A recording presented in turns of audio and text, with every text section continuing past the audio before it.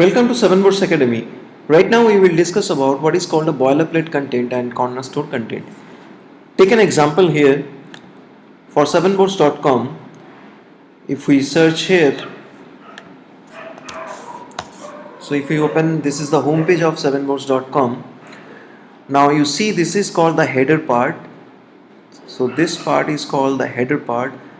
This is the content, body content part, and if we go below, and this is called the header part. Now the most of the cases in content management system like dynamic WordPress website or Magento or any other custom PHP or any kind of dynamic website is the header and the footer part, and sometimes the sidebar part is common for every page. For example, if we click, so this is our home page. If we go to our service page, so this is another page, but if you see this part is common, this header part is common up to this menu and search bar, and then this is the body content, this is different, and you see the header part, this is again same. So this common part for every page is called a boilerplate content. Now there is a rule that you have to either decrease your boilerplate content and you have to increase the length of your body content, so that every page must be unique in front of Google.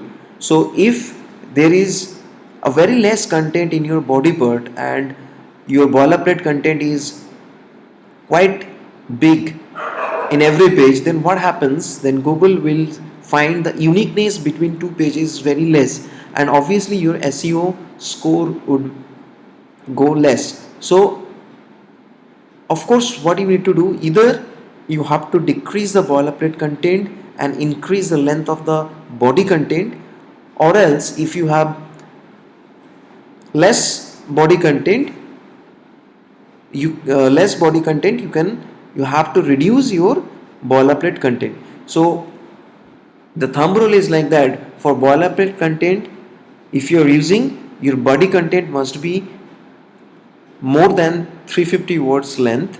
Ideally it should be 1000 words length, so that every page must be unique in eyes of Google. The uniqueness of every page must be greater than 75%. So it should be minimum more than 75% unique, the two pages. So then only you can get better SEO, better search rank in SERP page for each of your page.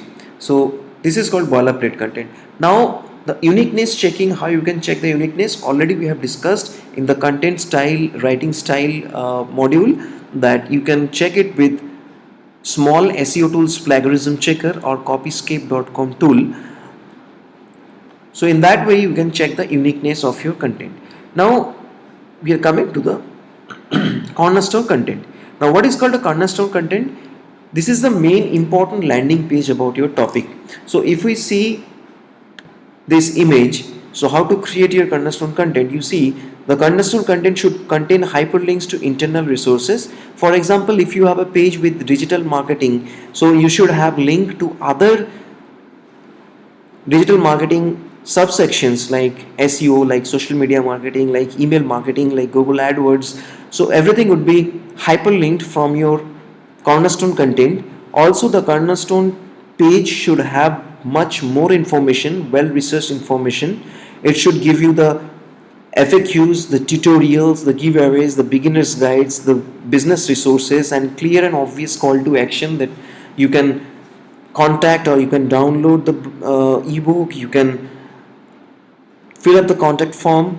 So any kind of call to action button should be there in the cornerstone content. For example, if we see here, this is the service page. The service page is a cornerstone content. You can see all the services here.